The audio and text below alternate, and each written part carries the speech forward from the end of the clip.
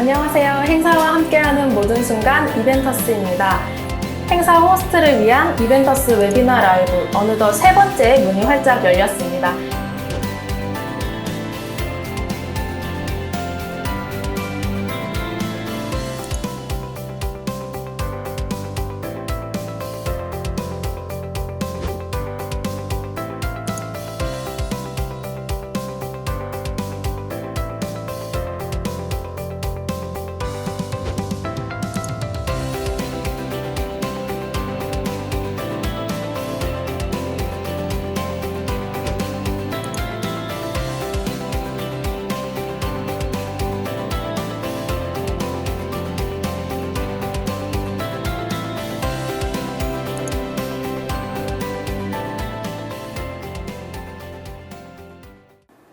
안녕하세요. 행사와 함께하는 모든 순간 이벤터스입니다.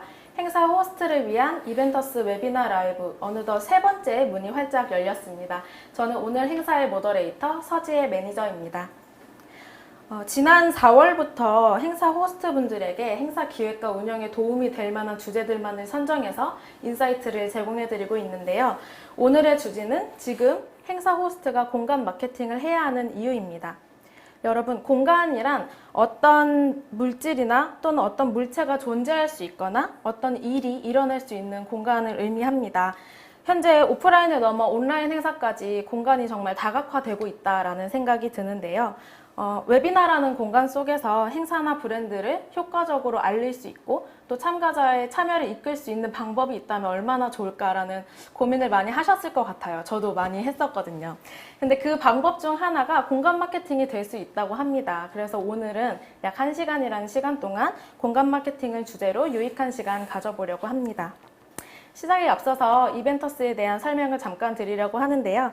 이벤터스는 누구에게나 행사가 일상이 되는 세상을 만들자라는 미션 아래 행사에 IT를 활용하는 스타트업이자 플랫폼입니다. 이벤터스에서 행사 호스트는 손쉽게 온오프라인 행사를 개설하고 참가자는 자신에게 필요한 행사를 찾는 오늘의 주제처럼 그런 행사를 찾고 또 개설할 수 있는 플랫폼이자 공간을 의미하고 있습니다. 특히 호스트분들은 행사를 개설하고 참가자를 모으고 또 행사 중에는 질의응답, 실시간 채팅, 출석 체크 등 다양한 인터랙션 기능을 통해서 참가자의 참여를 이끌 수 있어요. 그리고 행사가 종료된 후에는 페이지 뷰, 참석 인원, 설문조사 응답 등 통계 데이터를 한눈에 보고 각각 다운로드 할 수 있습니다. 요즘같이 데이터가 중요하다라고 강조되는 시대에 꼭 필요한 기능이라고 볼 수 있죠. 이벤터스 웨비나는 웨비나 베이직과 웨비나 프로로 나뉘어져 있습니다. 오늘 행사는 고화질 송출과 레이아웃이 변경 가능한 웨비나 프로를 이용해서 진행하고 있습니다. 웨비나에 대해 조금 더 알아가고 싶은 호스트 분들께서는 웨비나 소개 버튼을 눌러서 천천히 살펴보시는 것을 추천드립니다. 여러분이 시청하고 계신 화면을 같이 한번 살펴볼까요? PC로 시청하게 된 경우에는 시청화면 오른편에 참가자와 그리고 호스트가 인터랙션 할 수 있는 기능이 보이고 휴대폰 시청 시에는 아래에 위치하게 됩니다. 웨비나 시청하시면서 혹시 이거 말고 다른 기능을 사용할 수 있는 게 있나 궁금하신 분들은 체험하기 공간도 구성해 놓았으니 네트워킹이나 출석 체크 같은 기능들도 체험해 보시면 좋겠습니다. 오늘의 행사는 강연, Q&A, 경품 추천 순으로 진행됩니다. 강연 중 궁금한 사항이 생겼다면 질문하기를 눌러서 질문을 남겨주세요. 발표가 끝난 후에 Q&A 세션 가져보도록 하겠습니다. 또한 Q&A가 끝난 후에는 경품 추첨이 이어서 진행이 됩니다. 강연과 Q&A가 모두 끝난 후에 경품 추첨을 누르시면 짧은 설문에 응하실 수 있는데요. 그 설문을 마치신 다음에 행운의 번호를 받으실 수 있습니다. 그래서 그 경품 추천 시간에 바로 당첨 여부를 확인할 수 있으니 강연 마친 후에 경품 추첨 들어가셔서 꼭 참여해 주시길 바랍니다. 경품으로는 오늘 연사님이 후원해주신 저서 3권과 그리고 이벤터스 솔루션 사용비용 50만원권 2매 그리고 이벤터스 카테고리 배너 7일 이용권 2매가 준비되어 있습니다. 앞으로 행사를 준비하는 호스트분들을 위한 상품들로만 구성되어 있으니 끝까지 시청해 주시기 바라겠습니다. 그리고 오늘의 행사, 오늘의 이벤터스 웨비나 라이브의 촬영과 송출 어떤 팀이 하고 있는지 좀 궁금하시죠? 영상에 대한 모든 것, 모션세스가 함께 해주고 계십니다. 그리고 밖에 멋있는 공간이 보이는 촬영 장소는 링크 스튜디오에서 후원해 주셨습니다. 오늘 강연 진행해 주실 연사분이 사실은 시작한 순간부터 제 옆에 계셨는데 이제 드디어 여러분께 소개를 드리도록 하겠습니다. 오늘 강연을 진행해 주실 링크팩토리의 이영주 이사님이십니다. 이사님 안녕하세요. 네, 안녕하세요. 네, 네, 너무 반갑습니다. 반갑습니다. 네, 대표님에 대한 짧은 소개 부탁드리겠습니다. 네, 안녕하세요. 저는 링크팩토리 이형주 이사라고 하고요. 제가 이제 킨텍스, 일산에 있는 킨텍스 아시죠? 거기 이제 1기로 들어가서 한 10년 정도 뭐 국제회의나 전시회를 만들기도 하고 행사 유치하기도 하고 또 그 공간에 대한 마케팅을 한 10년 정도 하면서 이런 이제 베뉴에 대한 또 이런 이제 이벤트에 대한 경험들을 이제 하고 10년 하니까 이제 웬만한 건 다 했더라고. 그래서 퇴사를 하고 나와서 지금까지 이제 이쪽 분야에 대한 뭐 기획, 컨설팅, 뭐 교육 등의 사업들을 하고 있습니다. 네. 계속 공간에 몸을 담으시면서 네, 일을 하셨었네요. 네. 오늘 행사 시청하고 계신 분들은 대부분 행사 기획자분들이 많으실 거거든요. 오늘 강연 내용 어떤 거다라고 맛보기로 살짝 소개해 주실 수 있을까요? 오늘 제가 말씀드릴 건 그러니까 행사 기획자 입장에서 공간, 특히 이제 온라인 공간들을 어떻게 활용해야 되느냐 이런 부분입니다. 사실 이제 오프라인의 공간과 온라인의 공간들은 상당히 비슷하기도 하지만 또 굉장히 많은 차이점들을 갖고 있습니다. 그래서 어떻게 하면 이 온라인 공간들을 좀 조금 더 효율적으로 쓸 수 있을까? 그런 부분에 대해서 한번 여러분과 함께 얘기를 나눠보려고 합니다. 네, 되게 기대가 되는 주제인 게 코로나 이후로 공간은 어떻게 활용을 해야 되고 또 이 웨비나라는 공간 안에서 우리 행사는 어떻게 홍보해야 되는지 많이 고민들 하셨을 것 같은데 이런 대답을 드릴 수 있는 시간이 많이 없었거든요. 근데 오늘이 그 기회이지 않을까라는 생각이 듭니다. 그럼 준비가 됐다면 바로 시작을 해보려 하는데 혹시 궁금한 사항 생기셨다면 질의응답 들어가서 강연 중간중간 질문 남겨주시면 되겠습니다. 이사님 준비되셨다면 시작해 주셔도 좋습니다. 네. 지금 여러분께서 이제 화면에 보시는 것처럼 제가 오늘 말씀드릴 제목은 지금 우리 행사 호스트들이 어떻게 공간 마케팅을 해야 되느냐 이런 부분에 대해서 좀 간단하게 말씀을 드리겠습니다. 제 소개는 뭐 아까 간단히 말씀드렸기 때문에 제가 그냥 넘어가기도 하고요. 제가 했던 활동들은 나중에 이 영상을 다시 찾아보시면 쭉쭉 보시면 될 것 같습니다. 그래서 오늘 제가 말씀드리고 싶은 거는 온라인 공간, 이걸 조금 더 바꿔 말하면 우리가 디지털 베뉴라고 할 수 있는데 이 디지털 베뉴를 어떻게 마케팅 해야 되느냐 이 부분에 대해서 좀 말씀을 드리고자 합니다. 특히 이제 이 중에서 제일 중요한 거는 그 가운데 있는 이 베뉴라는 글자, 그러니까 과연 우리가 이제 공간이라는 게 어떤 것인지부터 좀 알아야 여러분들께서 이 온라인 공간에 대한 마케팅의 방법들도 조금 더 쉽게 이해할 수 있을 것 같습니다. 그래서 우리가 사실 이제 베뉴라고 하면 어떤 의미가 있나요? 여러분께서 아마 이제 사전적으로 찾아보시면 보통 뭐 행사가 열리는 공간, 집객 장소 이런 이제 말들이 많이 나오는데 사실 조금 더 정확히 얘기하면 이 베뉴라는 것은 그 실제로 어떤 행사가 그러니까 벌어지고 있는 이런 공간들을 말합니다. 그러니까 근데 이제 중요한 거는 우연히 발생하는 사건이나 사고가 아니라 기획한 행사들, 그러니까 의도적으로 만든 행사들이 이루어지는 공간을 우리가 이제 베뉴라고 할 수 있습니다. 그래서 그냥 길을 가다가 어깨를 부딪히고 사람들을 만난 이런 우연한 만남은 사실 이벤트라고 할 수가 없겠죠. 이건 그냥 우연한 만남이지 또 이 공간을 우리가 베뉴라고 하지는 않습니다. 그래서 우리가 얘기하는 행사 공간들이라는 건 기획된 행사, 그게 뭐 공연이 됐건 뭐 이벤트나 뭐 컨벤션이 됐건 어떠한 종류의 의도된 목적을 가지고 만들어진 행사, 그것들이 발생되고 또 개최가 되는 공간들을 베뉴라고 할 수 있습니다. 두 번째, 베뉴는 사실 우리는 베뉴를 목적지라고 볼 수가 있습니다. 이게 목적지가 뭐냐면 사람들이 그러니까 그곳에 갈 때 그곳에 가야만 하는 이유가 있는, 그러니까 그곳에서 어떤 목적이 있어야 가는 공간들을 베뉴라고 할 수가 있겠죠. 그래서 이 베뉴는 지금 현재 살고 있는 공간뿐만 아니라 과거에도 있었고 또 앞으로 미래에도 이런 공간들은 계속 존재할 겁니다. 특히 우리가 예전에 뭐 고려시대, 조선시대 사람들이 어떻게 살았을까 그런 것들을 보고 싶을 때 어딜 가죠? 우리가 이제 박물관을 가지 않습니까? 그래서 박물관이라는 공간도 이 과거라는 기억들을 끄집어내서 경험시키는 공간들이 바로 이런 뮤지엄 같은 공간들입니다.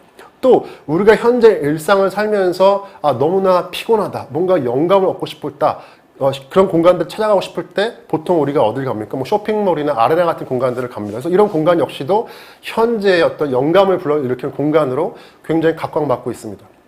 또 우리가 앞으로 일어날 미래에 어떤 일들이 벌어질까? 앞으로 어떤 제품들이나 서비스가 우리 인류의 삶을 바꿔줄까? 그 미래의 일들을 보고 싶을 때 가는 공간이 어딘가요?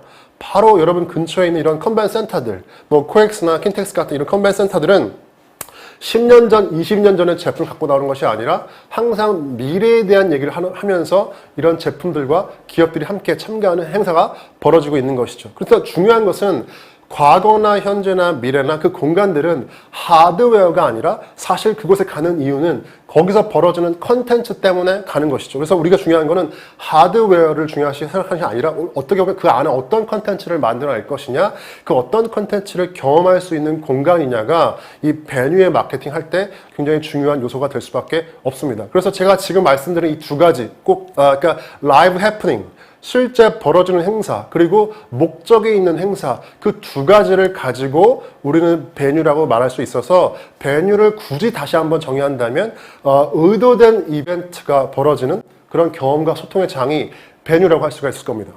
자, 그렇다면 도대체 우리는 이 코로나 이후에 온라인과 오프라인이 점점 이렇게 융합되고 있는 시대에 어떻게 하면 이 공간 마케팅, 특히 이런 온라인 공간 마케팅 할 수 있을까요? 저희가 어떤 전략이나 계획을 짜려면 지금 벌어지고 있는 현상을 토대로 어떤 인사이트를 얻고 그거를 바탕으로 전략을 아마 세울 겁니다. 그래서 저 역시도 이 세 가지 프로세스에 한번 비추어서 우리의 공간 마케팅 전략을 한번 얘기를 해보겠습니다. 첫 번째, 지금 벌어지고 있는 현상 중에 가장 제가 봤을 때 주목할 만한 것들은 지금 non-traditional venue, 그러니까 전형적인 공간들이 아니라 굉장히 독특한 공간들에서 행사가 이루어지고 있는 것들을 볼 수가 있습니다. 그 얘기는 결국에 사람들은 더 이상 정보만을 얻기 위해서 참가하지 않는다는 것이죠. 그래서 우리가 어떤 독특한 경험들을 줄 수 있는 공간들이 굉장히 많이 부상하고 있습니다. 예를 들면 최근에 한 2달 전에 열렸던 그 서울 패션 위크라는 행사가 있었는데 원래 이 행사는 뭐 동대문 DDP라던가 아니면 코엑스 같은 컨벤션 센터에서 열렸던 행사입니다. 근데 이 행사가 올해는 용산에 있는 국립중앙박물관에서 열렸습니다. 박물관의 한 공간 로비 한복판에서 이런 패션쇼가 벌어지고 또 이런 일들이 일어나는 이유가 뭘까요? 또 이런 일들뿐만 아니라 이제 9월 달에 열리는 서울국제도서전은 매년 코엑스에서 열렸던 국제도서 박람회입니다. 이 박람회가 이제 코엑스를 떠나서 성수동에 있는 S팩토리라는 복합문화 공간에서 개최가 되기로 결정했습니다. 이 출판협회에서 이 행사를 개최하는데 이 출판협회 팀장님이 뭐라고 하셨냐면 이 작가와 시민들과 출판사가 한 공간에 소통할 수 있는 공간을 찾기를 원했다. 그래서 코엑스를 떠나서 이 성수동이라는 공간에서 이 행사를 개최하겠다라고 얘기를 한 것들을 우리가 볼 수 있습니다. 실제 이런 행사들 뿐만 아니라 일반 기업들도 과거 몇 년 전부터 이 독특한 공간들을 쇼케이스나 제품 이런 시연의 공간으로 쓰고 있습니다. 가장 대표적인 기업이 여러분 삼성전자가 몇 년 전에 QLED TV를 런칭을 했는데 이 QLED TV 런칭 쇼를 호텔이나 컨벤션 센터에 간 게 아니라 바로 이 공간에서 개최했습니다. 여러분 여기가 어딜까요? 우리가 영화에서 많이 봤죠? 예, 루브르 박물관에서 이 삼성이 TV 런칭 쇼를 개최했습니다. 삼성은 이 TV를 하나의 공산품이 아니라 하나의 액자처럼 예술 작품을 담는 그릇처럼 보여주고 싶었습니다. 그래서 최근에 행사 기획자들이 왜 자꾸 이런 non-traditional venue를 찾느냐, 이제 공간이라는 것은 단순히 행사를 담는 장소가 아니라 이 행사의 브랜드, 행사의 목적을 극적으로 표현할 수 있는 하나의 그릇이어야 하기 때문에 이 미팅 플래너나 기획자들이 이런 독특한 공간들을 찾아다닌다는 것이죠. 두 번째로 볼 수 있는 현상은 이제 이벤트와 컨텐츠가 점점 결합하고 있는 것을 우리가 볼 수 있습니다. 아까 제가 말씀드린 것처럼 이제 단순히 정보를 얻는 것, 그 이상의 무언가를 사람에게 주어야만 이 사람들이 그 공간에 접속하고 찾아간다는 것이죠. 그래서 또 얼마 전에 제가 이제 우연히 그 코엑스에 열렸던 서울 리빙 디자이너 페어를 봤는데요. 여기서는 이 광주에 있는 국립 아시아 문화전당과 컬래버레이션을 해서 이 아시아 문화전당에서 열렸던 미디어 아트쇼를 코엑스와 같이 동시에 개최했던 그런 행사가 있었습니다.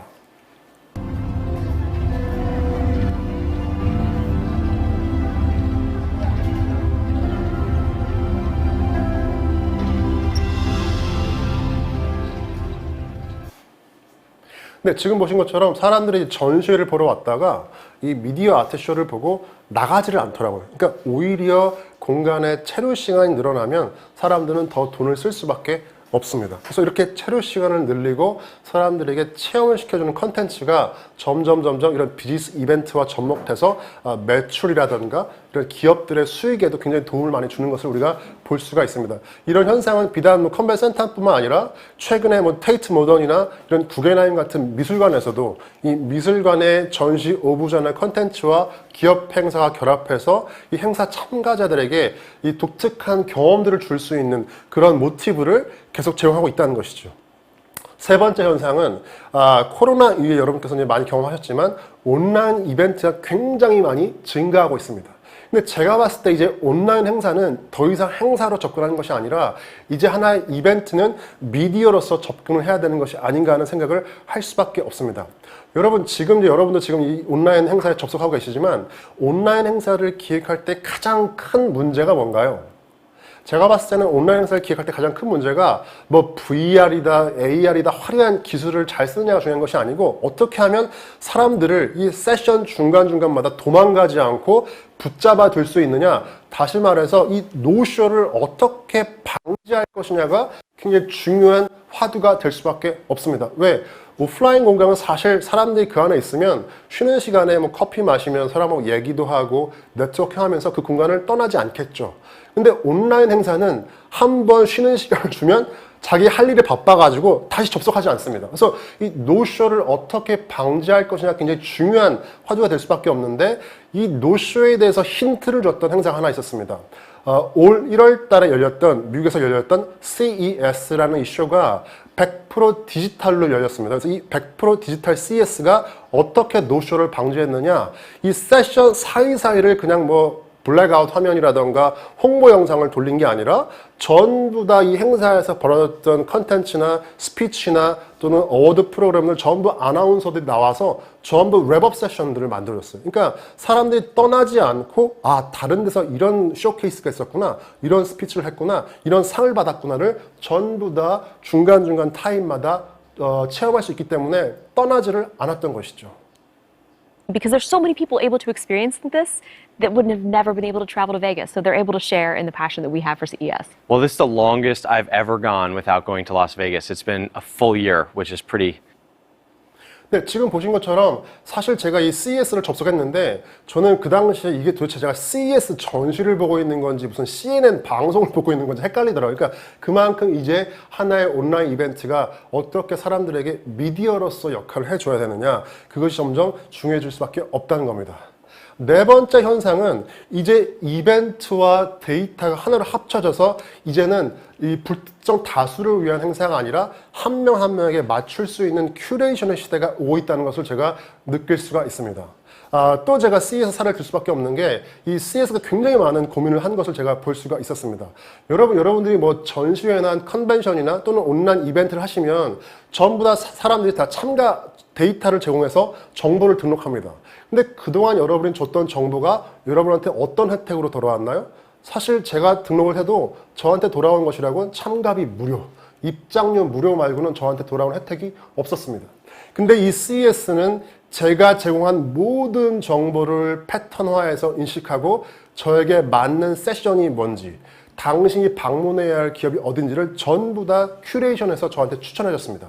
마치 넷플릭스가 나를 위해 영화를 추천하듯, 마치 아마존이 나에게 맞는 책을 추천하듯이 이제 이벤트도 나에게 맞는 세션, 나에게 맞는 기업이 어딘지를 1대1로 추천을 해줄 수가 있다는 겁니다. 이런 행사에 대한 패턴은 비단 CES뿐만 아니라 지금 해외에서 벌어지고 있는 많은 이런 행사들이 이 1대1 큐레이션의 시대가 오고 있다는 것을 보여주고 있습니다.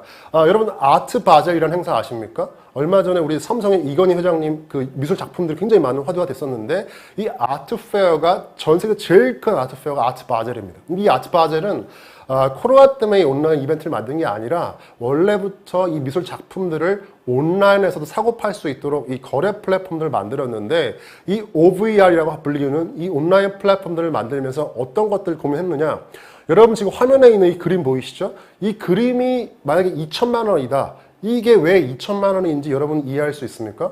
여러분은 일반적인 오프라인의 갤러리에서 이 그림을 보지 않는 이상 저게 왜 2천만 원짜리인지를 온라인에서는 이해할 수가 없을 겁니다. 마찬가지 이 OVR에서도 온라인에서 저게 2천만 원이다? 저거를 팔려면 어떻게 할까를 고민을 많이 한 것 같아요. 그래서 이 OVR에서는 한 작품 한 작품마다 전부 영상으로 이 큐레이터들이 나와가지고 이 작품에 대한 설명과 해설들을 다 도와줬습니다. 그러니까 사람들의 거래를 증폭시키려면 사람들에게 맞춤형으로 이해를 시켜야 한다는 거죠. 그래서 이 지금 사진에도 보이지만 이 작품들이 전부 다 솔드아웃 됐습니다. 온라인상에서. 중요한 것은 그냥 둘러봐라. 판을 펼쳐놨으니 알아서 둘러보고 나가라. 이게 아니라 저 작품이 왜 비싼지, 왜 가치가 있는지를 마치 나에게 얘기하듯이 보여줘야 한다는 것입니다. 그래서 지금까지 제가 말씀드린 이 네 가지의 현상들, non-traditional venue, 또 이벤트와 컨텐츠의 결합, 그 다음에 온라인 이벤트의 부상과 이벤트의 데이터들을 가지고 우리는 온라인 공간 마케팅을 어떻게 해야 되느냐의 통찰을 최소한 4가지 정도는 얻을 수가 있습니다. 그래서 지금부터 제가 하나하나 어떻게 우리가 이 온라인 이벤트에 대한 마케팅 전략을 세워야 하는지에 대해서 좀 말씀을 드리겠습니다. 첫 번째, 제가 방금도 말씀드렸지만 이제 맞춤형의 시대, 큐레이션의 시대가 왔기 때문에 여러분들이 행사에 기여하시면서 불특정 다수, 뭐 100명, 200명, 300명을 위한 행사가 아니라 오직 나를 위한 맞춤형 컨텐츠를 제공해야 된다는 것이죠. 근데 이게 불가능한 것이 아니라 사실 우리는 늘 데이터를 제공해 왔습니다. 온라인 행사에 참가하는 참가자들은 늘 데이터를 제공했죠. 나의 소속, 직급, 관심 제품, 관심 품목들을 늘 행사 주최자에게 제공해 왔습니다. 근데 사실 우리가 받았던 혜택은 아무것도 없었죠. 참가비 무료라는 것 말고는. 근데 이제는 이런 시대가 바뀌었기 때문에 왜 빅데이터를 가지고 이제 AI가 얼마든지 행사에 참가자의 등록 정보들을 패턴화할 수 있습니다. 그래서 왜 자꾸 이 AI가 중요한 것이냐? AI가 필요한 이유는 1:1 마케팅이 가능하기 때문에 앞으로의 시대가 AI가 굉장히 중요해질 수밖에 없다는 겁니다. 그래서 이 AI가 한 명 한 명에게 맞춤형 큐레이션으로 여러분께 이제 모든 행사에 대한 정보를 추천해 줄 겁니다.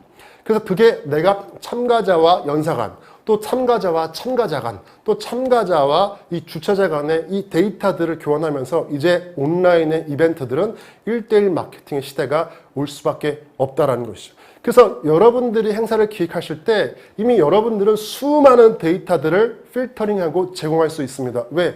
모든 온라인 플랫폼들은 데이터를 남기기 때문이죠. 그래서 이미 좋은 행사들은, 그러니까 좋은 주최자들은 이러한 데이터들을 계속 이 참가자들에게 제공하고 있습니다.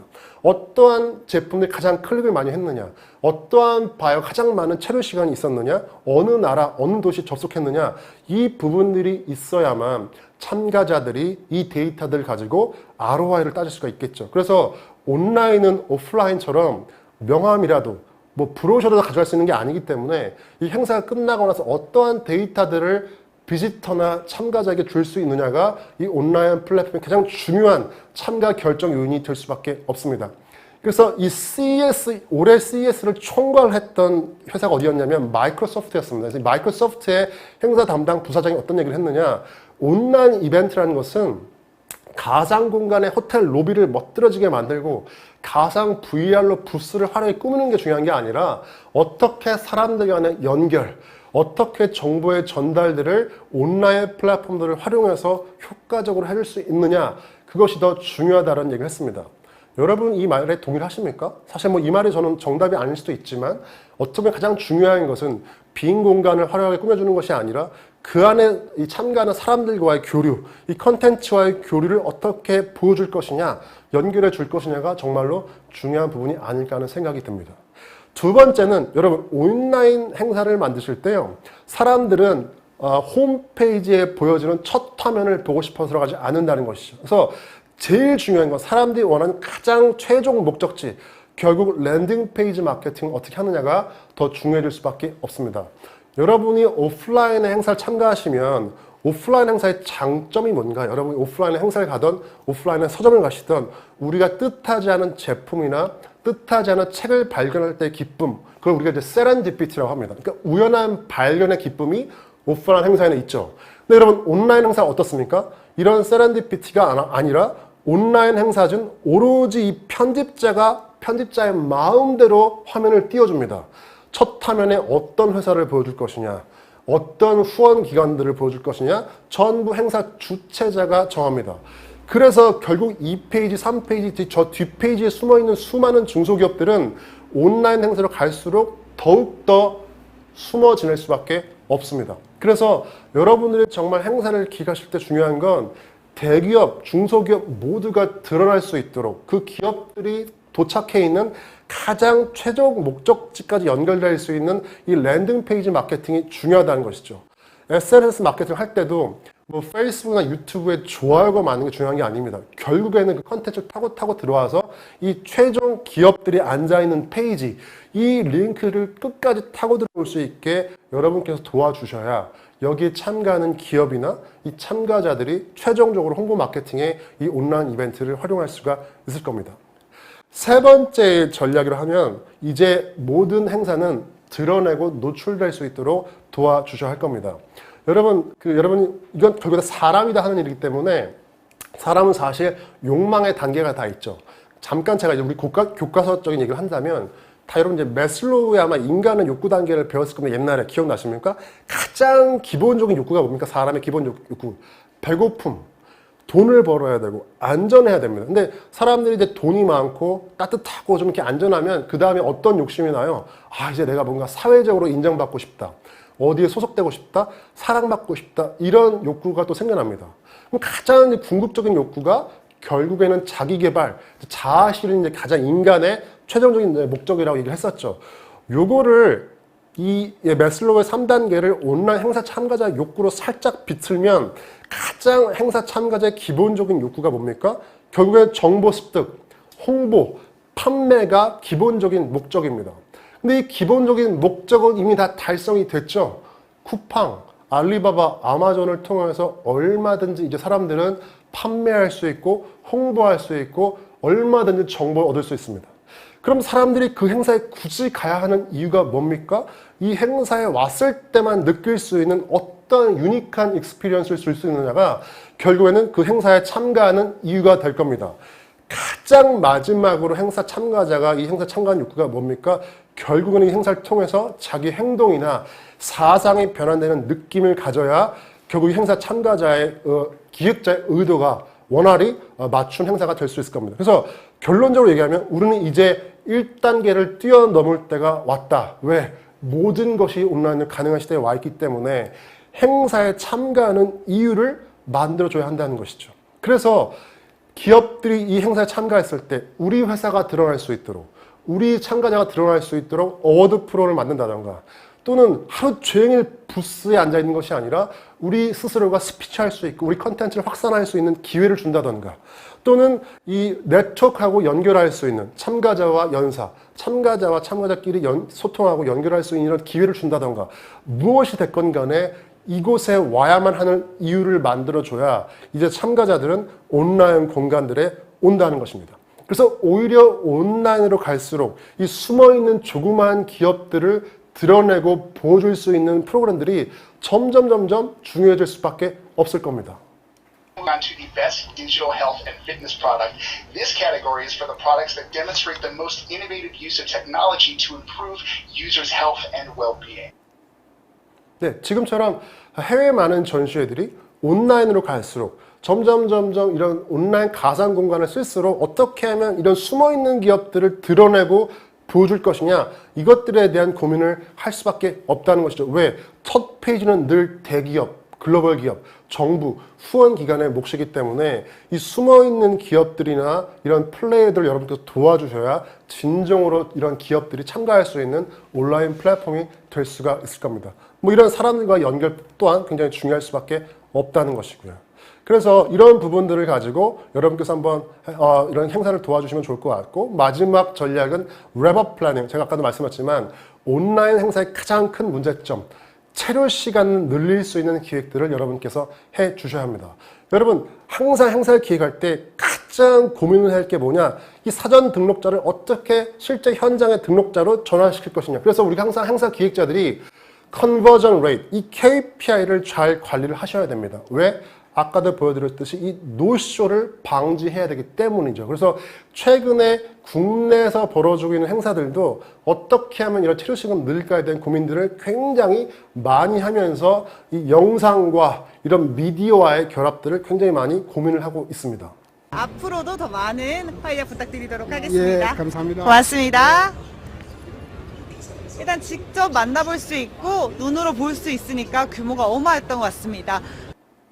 지금 보여드린 장면은 우리나라의 에이빙 뉴스라는 미디어가 우리나라 이제 행사 주최자와 협업을 해서 계속 행사들의 이제 세션들을 웹업하면서 보여주는 겁니다. 실제로 이런 부분들이 있어야 사람들이 온라인상에서 떠나지 않고 접속할 수가 있겠죠. 그래서 여러분들께서 함께 이런 부분들을 같이 좀 고민을 하시면 훨씬 더 컨버전 레이스를 올릴 수 있는 그런 기획들을 할 수가 있을 겁니다. 그래서 제가 지금까지 말씀드린 이 네 가지 이런 1대1과 랜딩 페이지와 경험과 이 웹업에 대한 부분들을 가지고 여러분께서 나를 위해서 그리고 첫 화면이 아니라 그 기업들을 도착하는 마지막 페이지를 위해서 그리고 그곳에 가야만 얻을 수 있는 경험들과 이 체류 시간 늘릴 수 있는 기획들을 하실 수 있다면 이것이야말로 온라인 이벤트 공간의 마케팅 전략일 겁니다. 마지막으로 실은 이 얘기를 제가 처음 한 게 아니고 아주 놀랍게도 15세기에 레오나르도 다빈치가 이런 얘기를 한 게 있습니다. 사람들이 좋은 경험을 가지고 되면 좋은 경험은 좋은 기억을 낳고 좋은 기억은 결국 과거를 현재로 만든다는 얘기를 다빈치가 했습니다. 여러분, 사람들이 행사에 참가했을 때 좋은 경험을 갖게 되면 그 행사에 대한 오랜 기억을 갖게 됩니다. 그 기억이 오래 남으면 결국 내년 행사에 오지 말라고 해도 또 올 겁니다. 왜요?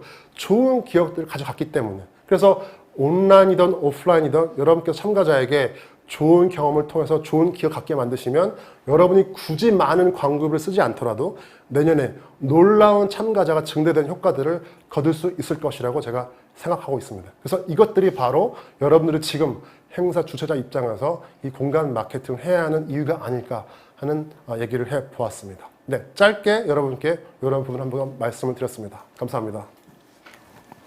네, 대표님 강연 감사합니다. 강연이 진행되는 동안 많은 분들이 질문을 올려주셨고 저도 되게 궁금한 사항이 많이 생겼어요. 되게 75페이지가 되는 강연 분량을 압축해서 짧게 또 그리고 임팩트 있게 강연을 진행해 주셨는데요. 질문 아직 못 올리신 분들이 계시다면 질문하기 버튼을 누르셔서 지금이라도 질문 남겨주시길 바라겠습니다. 오늘 이사님이 말씀해 주신 거를 종합적으로 이제 제가 나름대로 정리를 해보자면 데이터를 활용해서 1대1 마케팅이 가능하다는 점과 그리고 우리 행사의 마지막 도달 지점은 어디인지 생각을 해서 행사를 기획해야 된다는 점 그리고 참가자의 체류 시간을 늘리기 위해서 쉬는 시간에 지금은 주로 영상을 돌린다든지 아니면 뭐 간지 슬라이드를 계속 돌린다든지 하는 형태가 많이 있는데 연사들은 좀 쉬더라도 그 짤막한 시간 동안에 이 행사를 랩업할 수 있는 조그마한 미니 세션이 진행되면 어떨까라는 생각을 했었고 그리고 마지막으로 이해 관계자의 참여를 높이는 프로그램도 중요하다라고 했는데 뭐 이벤터스에서는 경품 추첨이나 뭐 실시간 채팅이나 질의응답을 통해서 이 행사에 참여할 수 있도록 좀 소통의 장을 열어드리고 있다라고 생각을 하거든요. 근데 마찬가지로 이렇게 오프라인 행사나 아니면 다른 온라인 행사에서는 뭐 부스 참가자에게 그런 어워드 프로그램을 참여할 수 있는 기회를 준다든지 아니면 중소기업이 좀 PR을 할 수 있는 스피치 시간을 짧게 마련해서 제공을 한다든지 하면 그 이해 관계자 분들도 오히려 행사를 홍보하는 주체가 될 수 있고 그분들이 인플루언서가 될 수 있지 않을까라는 생각이 들었습니다. 정말 알찬 4가지 내용을 임팩트 있게 설명을 해주셨어요. 그러면 질문을 한번 살펴보도록 하겠습니다. 네, 많은 분들이 질문을 해주셨는데요. 이벤터스 질의응답 기능 이용하시는 호스트 분들을 위해서 한번 알려드리려 하는데 태블릿을 통해서 질문이 들어오면은 질문을 선택해서 화면을 공유할 수가 있습니다. 한번 질문 나눠보도록 하겠습니다. 온라인 공간 마케팅의 좋은 사례로 해외 CES 사례 말고 국내 사례도 있을까요? 라는 질문인데 답변 부탁드립니다. 네, 제가 사실 CES나 해외 사례를 들었던 이유가 역설적으로 제가 국내 사례를 아직 찾지 못했기 때문입니다. 그러니까 사실 뭐 제가 몰랐을 수도 있겠죠. 뭐 다른 워낙 좋은 사례가 많았음에도 불구하고. 근데 이제 지금 사실 이제 많은 뭐 컨벤션 센터가 이제 온라인 가상 스튜디오를 만들고 또 이런 이제 온라인 행사에 대한 기획 솔루션들이 굉장히 많이 나오고 있는데 제가 이제 안타까운 건 그냥 오프라인의 공간을 그대로 VR로 옮겨놓는다거나 아니면 사실 온라인 가상 공간이 하지만 결국 들어가 보면 그냥 유튜브 영상이 계속 돌아간다거나 실제 접속자가 뭐 10명도 안 된다거나 이제 그런 사례들이 굉장히 많이 있습니다. 그래서 오히려 그러니까 지금 이게 온라인 공간이 이렇게 오랜 시간을 두고 고민한 게 아니라 이제 코로나 이후에 갑작스럽게 막 지원금이 나오고 정부에서 막 육성하려고 하고 이러다 보니까 이런 이제 현실을 그대로 이제 가상으로 이렇게 옮겨놓은 것들이 많이 있는데 중요한 것은 그 행사마다 특징이 다 다르죠. 아트쇼와 전자쇼와 건축박람회 성격은 완전히 다 다릅니다. 그래서 그 성격에 맞는 공간 마케팅이 사실 필요하지만 그런 부분들이 좀 아직은 제가 발견을 못했고요. 오히려 지금 이제 이런 제가 이제 스타트업들이 굉장히 요새 이제 많이 나오고 있는데 이런 스타트업들이 실제로 이제 제가 좀 보여드렸던 그런 체류 시간을 늘리는 어떤 미디어와의 결합이라던가 아니면 이제 어워드 프로그램이라던가 이런 것들을 많이 만들고 있습니다. 그래서 오히려 지금 다행히도 이제 올해 들어서 생기는 행사들이 이런 뭐 어워드나 스피치나 이런 것들을 많이 만들고 있어요. 예를 들면 그 우리나라에서 가장 큰 전시회 공작기계 박람회 같은 경우도 이 참가 기업들에게 전부 세션을 할 수 있도록 무대를 다 열어주고 있고 또 어워드 프로그램들을 만들어서 리빙 디자인 페어 같은 경우도 가장 주목할 만한 기업 이런 기업들을 온라인과 오프라인에 동시에 이제 보여주면서 사람들이 이제 관심들을 많이 보여주고 있는 것을 제가 이제 보고 있어서 갈수록 이런 사례들이 좀 많이 나오지 않을까 하는 기대를 하고 있습니다. 네. 네, 오늘 강연 보시고 국내에서 만드는 첫 번째 사례를 호스트님이 만들어 보시는 건 어떨까라는 생각이 들었어요. 네. 네, 그 다음에 사전 질문도 받았었는데요.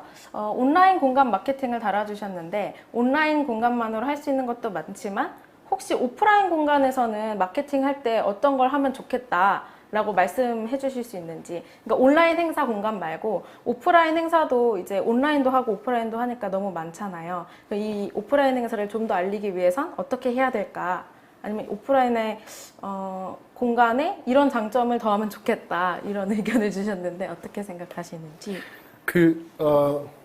네, 좋은 질문입니다. 사실 코로나 전과 후는 완전히 달라질 겁니다. 그러니까 이제 늘 그런 얘기를 하죠. 우리가 더 이상 과거로 돌아갈 수 없다. 그러니까 앞으로의 오프라인 공간은 온라인을 사람들이 많이 이제 맛을 봤기 때문에 온라인의 장점들을 많이 접목을 시킬 겁니다. 그래서 오히려 오프라인 공간에서 사람들을 많이 오게 하려면 오히려 요새 이제 그 경험 경제라는 말이 굉장히 화두가 됩니다. 우리가 experience business, 그러니까 experience 경제로 갈수록 서비스 경제는 재화를 단순히 전달하는 경제였다면 경험 경제라는 것은 제일 중요한 게 연출입니다. 연출.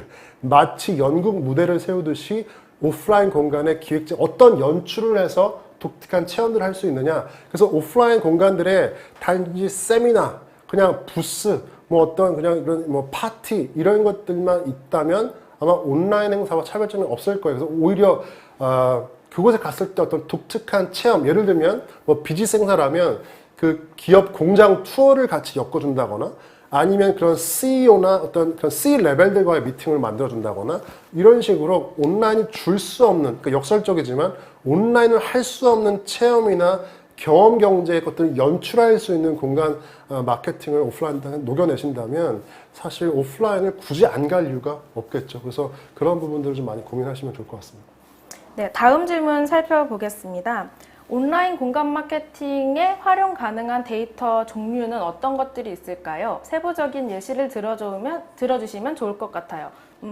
예를 들면 참가자 데이터는 어떤 걸 활용할 수 있고 그 전시 부스나 이해관계자한테 줘야 되는 정보는 어떤 건지 그걸 물어보는 질문 같은데 답변 부탁드리겠습니다. 이게 지금 들어온 질문인가요? 네.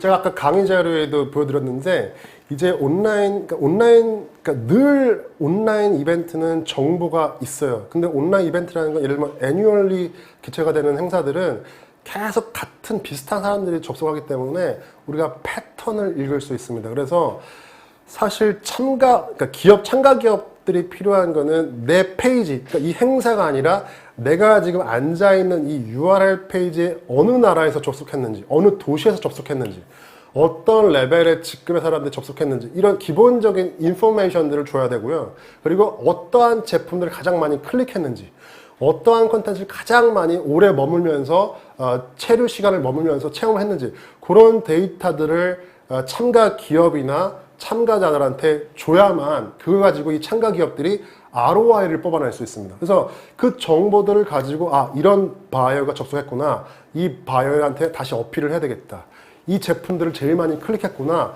이 제품에 대한 마케팅을 강화해야 되겠다, 그런 것들을 필터링해 낼 수가 있겠죠. 그래서 온라인은 사실, 오프라인은 뭐 브로셔라도 가져갈 수 있고 명함이라도 가져갈 수 있지만 온라인 행사가 그런 데이터들을 제공하지 않는다면 사실 수증기처럼, 마치 연기처럼 행사가 끝나면 모든 것들이 사라질 겁니다. 그래서 그러한 데이터들을 반드시 참가 기업이나 참가자들은 행사 주최자한테 요구를 하셔야 되고요. 그다음에 행사 주최자들도 이제 마케팅 하실 때 참가비가 싸다, 무슨 뭐 무료다, 더 이상 그런 부분들이 먹기가 힘들 겁니다. 오히려 이런 데이터들 가지고 당신들이 앞으로 마케팅 활용할 수 있다. 그래서 그런 데이터들을 좀 미리미리 제공할 수 있게 보여주시면 좋을 것 같고, 아까 제가 제 슬라이드에 보시면 그 어떠한 데이터들이 필요한지 제가 정리해놓은 표가 있습니다. 나중에 다시 한번 그 표를 보시면 좋을 것 같습니다. 저도 작년에 온라인 행사를, 해외에서 진행한 온라인 행사를 참여를 했는데 좀 인상 깊었던 것 중에 하나가 정말 여러 가지 프로그램이 있었고 제가 선택해서 들은 강연들이 있을 거잖아요. 행사가 종료된 후에 그냥 종료되었습니다라고 온 게 아니라 제가 참여했던 행사별로 뭐 요약집이 온다든지 이후에 어떤 토론이 이루어졌다든지 이런 질문이 있었고 이런 답변을 했다라고 뭔가 내가 참여한 행사를 한 번 더 좀 정리해서 주셨거든요. 근데 그 많은 프로그램을 다 한 게 아니라 내가 들은 것만 왔다라는 건 제가 참여했던 데이터를 확인한 다음에 발송을 한 액션인 거라서 이런 게 지금 말씀 주신 그런 데이터를 활용했던 사례가 아닐까라는 생각이 들었습니다. 그게 큐레이션이고 이제 1:1 마케팅이겠죠. 네.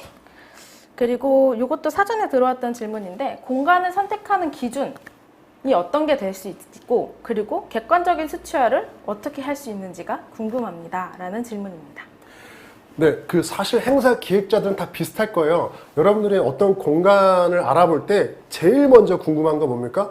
최대 수용 인원이 얼마냐. 그러니까 여기서 내가 100명짜리 행사를 해야 되는데 100명이 들어갈 수 있느냐 없느냐가 제일 먼저 알아봐야 될 거죠. 그래서 100명이 안 되면 사실 다른 건 볼 필요도 없어요. 그러니까 오프라인이든 온라인이든 똑같습니다. 그러니까 온라인의 경우도 지금 뭐 이벤트 솔루션도 마찬가지일 텐데 맥시멈 수용 가능한 뭐 그런 솔루션이 어디까지 가능하느냐, 뭐 거기에 따라 또 프라이싱이 달라지듯이, 그래서 행사를 기획하실 때 공간에서 수용 가능한 규모, 또 행사 타입별로 어느 정도 맥시멈 수용 가능한지, 만약에 접속자가 막 웨이팅 걸려 있으면 기획자 입장에서는 더 많은 사람을 받고 싶어도 못 받는 경우도 있기 때문에 그런 것들을 먼저 알아보셔야 되고, 그다음에 이제 베뉴에 있는 담당자들도 그런 것들을 행사 매뉴얼이든 아니면 뭐 브로셔든 온라인상이든 그런 정보들을 먼저 주시는 게 좋고, 정보를 만드실 때 이런 토크쇼 타입 또는 뭐 클래스 타입 뭐 이런 식으로 좀 구분해서 행사 유형별로 이런 수치를 좀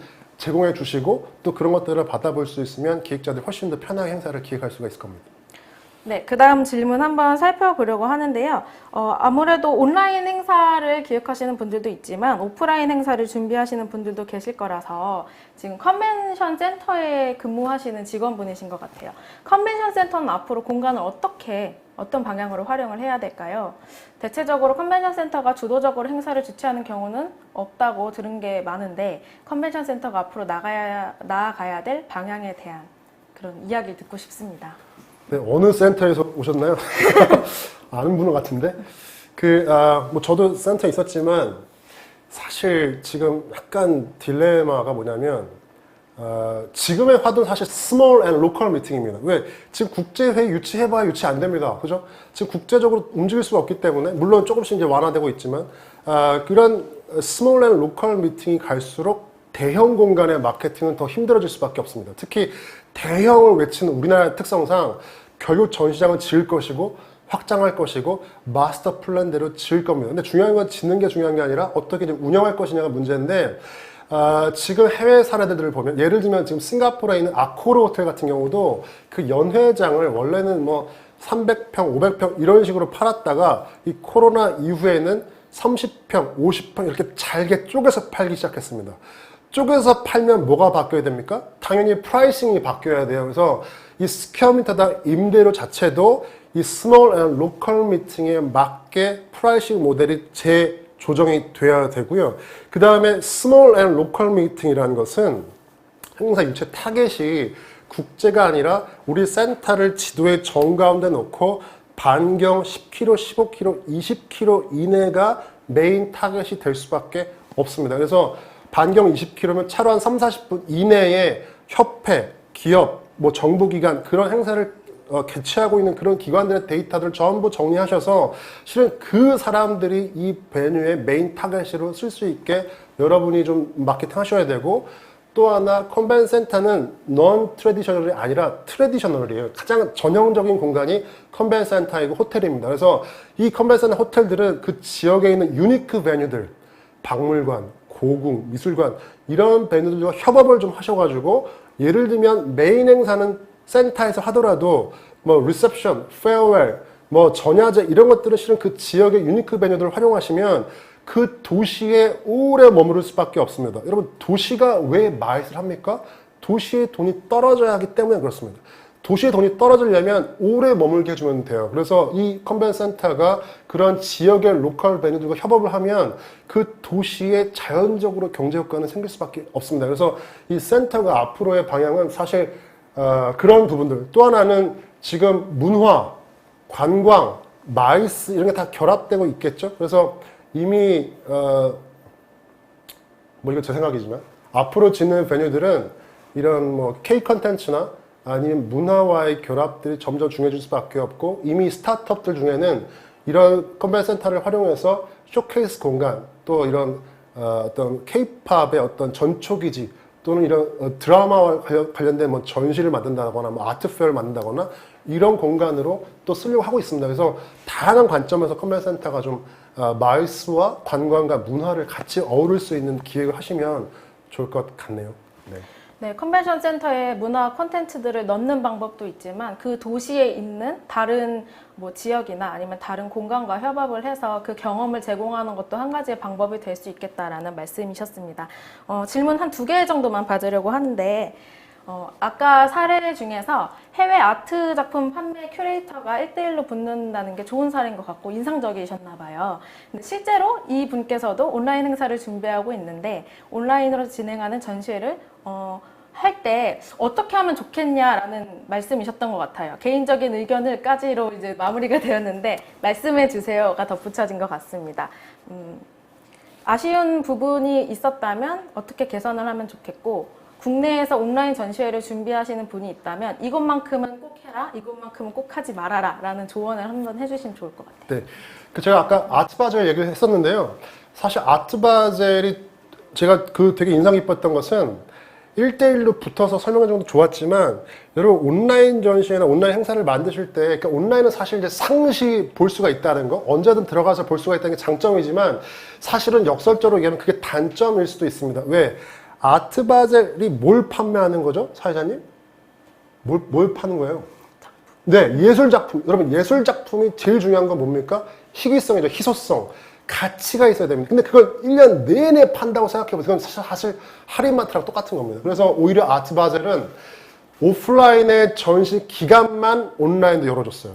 그러니까 동시에 딱 문을 닫아버린 거죠. 그러면 어떻게 돼요? 예술작품에 대한 가격이 떨어지지가 않습니다. 그리고 오히려 예술작품은 하나 팔리면 사실 복제품이 아니잖아요. 그거 팔리면 그냥 그 상품은 없어지는 거예요. 그래서 굳이 그 1년 내내 온라인을 열어서 가격을 떨어뜨릴 필요가 없는 거죠. 그래서 오히려 여러분들이 그래서 제가 아까 말씀드렸지만 행사마다 다 다르고 그 행사의 본질이 뭐냐를 먼저 좀 고민하실 필요가 있습니다. 아트페어는 그 예술작품의 희귀성, 희소성, 가치를 떨어뜨리면 절대로 안 됩니다. 그래서 그런 부분들이 있기 때문에 이 아트바젤 같은 경우도 딱 행사 기간을 일주일로 끊어버렸고, 사실 온디맨드, 그러니까 끝나고 나서도 볼 수 있는 것들을 제공하지 않았어요. 그리고 이런 뭐 큐레이터를 통해서 이 작품에 대한 가치를 살려준다거나, 또 하나 여러분 미술관 가면 우리가 그 하얀 벽을 우리가 이제 그 화이트 큐브라고 합니다. 화이트 큐브. 그래서 이 아트바젤 화면도 이 UI를 전부 마치 내가 미술관에 앉아 있는 것 같은 느낌으로 UI를 다 만들었습니다. 그래서 우리가 어떤 행사를 만드실 때 온라인을 하더라도 그 본질에 맞춰서 좀 솔루션들을 만드시면 좋을 것 같고, 사실 그런 부분들이 아직은 우리나라에서 제가 조금 발견하지 못했던 부분이었기 때문에 제가 이제 굳이 해외사를 들었던 또 이유이기도 합니다. 네. 네.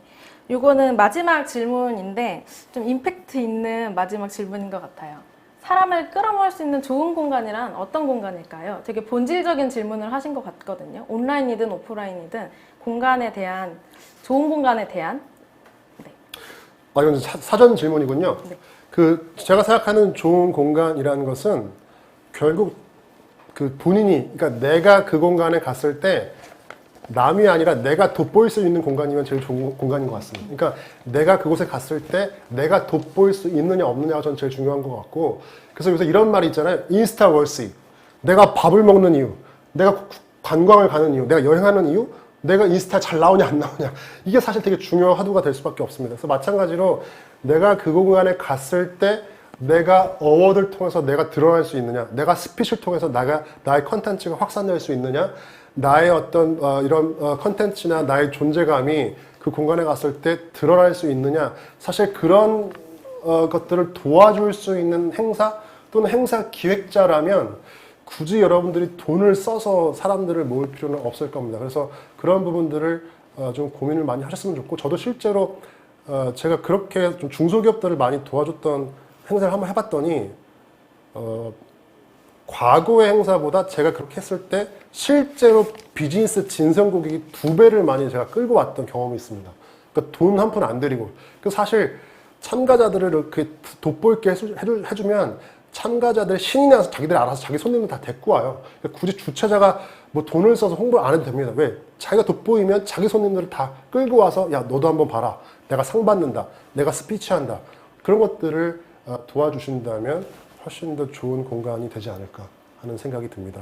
네, 마무리 질문이 좀 더 의미 있었던 것 같은데 끝까지 답변해주신 연사님 감사드리고, 네. 그리고 많은 질문 올려주신 호스트분들께도 감사드립니다. 다음으로 경품 추첨 시간 바로 가져보려고 하는데, 제가 강연 끝난 후에 들어가라고 하셔서 아직 많은 분들이 입장해 주시지 못하셨거든요. 경품 추첨 버튼을 눌러서 짧은 설문에 응해 주시고 행운의 추첨 번호 받으시기 바랍니다. 오늘 준비한 그 경품으로는 이영주 이사님이 후원해주신 브랜드를 살리는 전시 마케팅 3권과 그리고 이벤터스 솔루션 사용비용 50만원권 2장, 그리고 이벤터스 카테고리 배너 이용권 2장이 준비되어 있습니다. 지금 점점 접속을 하고 계시는 동안 짧게 설명을 드리면 이벤터스에서는 경품 추첨 기능을 이용하실 때 설문을 연동해서 하실 수가 있어요. 그래서 경품 추첨 번호만 받고 참여하는 게 아니라 설문에 응답한 사람들만 추첨 대상이 될 수 있도록 설정하실 수 있다는 깨알 팁을 또 전해드리면서 기다려 보도록 하겠습니다. 오늘 경품으로 준비해 주신 것 중에 이영주 이사님이 준비해 주신 브랜드를 살리는 전시 마케팅 책이 준비되어 있는데, 제가 알기로는 또 이거 다음 버전이 준비되어 있다고 들었는데 맞으시나요? 네, 근데 이게 좀 시대가 바뀌어가지고 네. 이제 온라인 행사에 대한 활용 방안 이런 것들을 좀 추가해서 제가 이제 개정판을 준비하고 있습니다. 네네네. 네. 곧 나올 겁니다. 예. 곧 언제? 네, 올해 안에. 목표는 올해 안에. 네, 올해 안으로 네. 약속을 해주셨는데 많은 분들 관심 가져주시면 좋을 것 같네요. 네, 지금 계속 들어오고 있는데 더 기다릴 수 없으니 첫 번째 상품 주인공 먼저 뽑아보도록 하겠습니다. 첫 번째 상품은 이벤터스 카테고리 배너 이용권 2장입니다. 제가 태블릿으로 경품 추천자를 추첨해 보도록 하겠습니다. 네, 지금 룰렛이 돌아가고 있는데요. 당첨 여부는 바로 그 자리에서 확인하실 수 있어요. 네, 9번 참가자님 추천드립니다. 지금 화면에 Congratulation이라고 당첨 축하 메시지가 떴을 텐데요. 네, 당첨된 분들께는 행사 종료된 후에 별도의 문자 안내가 이루어지니 상품 수령에 대한 방법 안내 받으시면 되겠습니다. 두 번째 당첨자도 뽑아보도록 하겠습니다.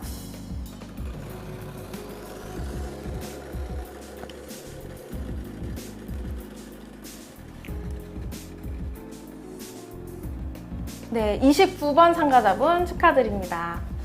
다음 상품 바로 넘어가 볼까요? 지금 저희가 이렇게 하고 있는 이벤터스 웨비나도 솔루션 중에 하나입니다. 그래서 이런 이벤터스 솔루션을 이용하실 수 있는 50만 원권 그 티켓을 2장을 준비했는데요. 요 영예 당첨자 분들도 바로 뽑아보도록 하겠습니다. 추첨 시작.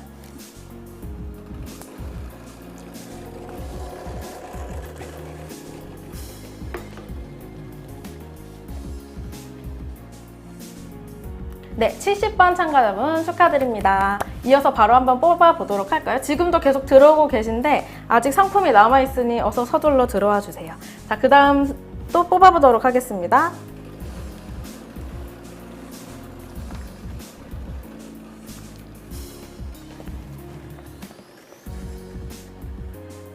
네, 16번 참가자분 축하드립니다. 네, 다음 상품으로 준비되어 있는 건 오늘 이영주 이사님이 후원해주신 브랜드를 살리는 전시 마케팅 무려 3권인데요. 후원을 해주신 만큼 이사님께 추첨을 요청드리려고 해요. 지금 휴대폰이 준비되어 있는데 추첨 시작 버튼을 눌러서 추첨 진행해주시면 되겠습니다. 추첨 시작이라고 말씀하신 후에 눌러주시길 부탁드립니다. 추첨 시작.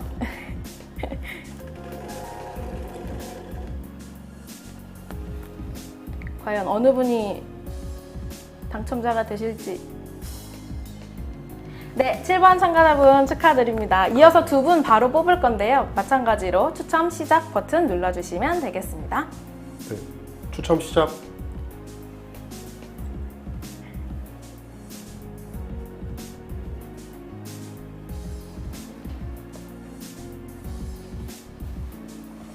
네, 20번 참가자분 축하드립니다. 이제 마지막으로 한 분만이 남아있는데 혹시 내가 되지 않을까 기대가 되실 것 같아요. 지금이라도 빨리 들어오셔서 네, 당첨 주인공 되시길 바라겠습니다. 그럼 마지막으로 추첨 시작 눌러주세요. 네, 추첨 시작.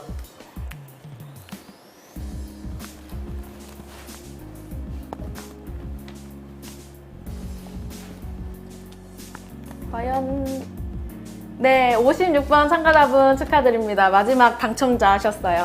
이 책 받으실 분들께는 주소지에 대한 정보 수집한 다음에 재택으로 보내드릴 예정이니까 참고해 주시면 감사드리겠습니다.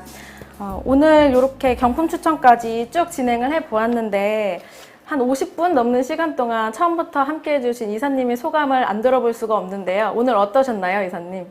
네, 아주 오늘 재밌었고요. 아주 편하게 해주셔서 너무 잘했고, 근데 뭐 제가 잘한 것보다 여러분께서 제 얘기를 듣고 좀 도움이 되셨기를 바랍니다. 그래서 도움이 되셨다면 너무나 좋겠고, 하여튼 여러분께서 이제 코로나 이후에 또 많은 고민을 하실 텐데 이런 공간에 대한 부분들을 좀 많이 아시고 또 활용해 주시면 좋을 것 같고, 끝으로 저희 지금 이 공간이 저희 회사에서 이제 운영하고 있는 링크 스튜디오입니다. 그래서 여기도 여러분께 언제든 오픈되어 있기 때문에 이런 공간들을 원하시면 저희 링크 스튜디오, 링크 팩토리에 연락을 주시면 저희가 언제나 이 공간들을 좀 활용할 수 있게 도와드리도록 하겠습니다. 네, 공간이 늘 열려 있다고 하니 이 안에 콘텐츠를 채우는 역할을 해보시면 좋을 것 같습니다. 네, 이벤터스가 주최 주관하고 모션센스에서 후원한 그리고 행사 기획자를 위한 6월의 이벤터스 웨비나 라이브 재밌게 보셨나요? 혹시 오늘 강연에 놓친 부분이 있었거나 다시 듣고 싶으신 참가자분들을 위해서 VOD 다시 보기 서비스를 준비하였습니다. 다음 주 중에 이메일 안내가 진행될 예정인데 이메일을 받으신 시점으로 7일 동안 자유롭게 시청을 하실 수 있으니 많은 애용해 주시기 바라겠습니다. 또한 강연 알짜배기만 정리를 해서 강연 자료집도 함께 보내드릴 예정이니 한 번 더 복습해 보시면서 오늘 배우셨던, 오늘 들으셨던 인사이트들을 한 번씩 정리하는 시간 가져보시면 좋을 것 같아요. 그리고 마지막으로 이벤터스 웨비나가 궁금하다, 우리도 이렇게 웨비나 하고 싶은데 될까? 좀 궁금하신 분들은 웨비나 소개 페이지에서 상담 신청을 남겨주시면 저희 오퍼레이터가 행사에 맞춘 견적이나 아니면 어떤 부분이 필요한지 사항들 안내 드리도록 하겠습니다.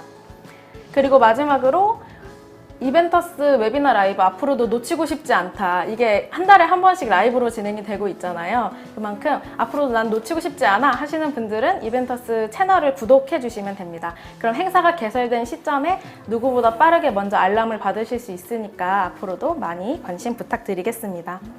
네, 이렇게 준비를 한 시간이 벌써 마쳤는데 딱 3시를 향해 가고 있어요. 오늘 끝까지 자리 함께 해주신 대표님 그리고 지금까지 함께 시청해주신 모든 참가자분들께 감사 인사 드리면서 마무리하도록 하겠습니다. 이벤터스 웨비나 라이브는 다음 달에도 계속됩니다. 행사와 함께하는 모든 순간 이벤터스였습니다. 감사합니다. 감사합니다. 네.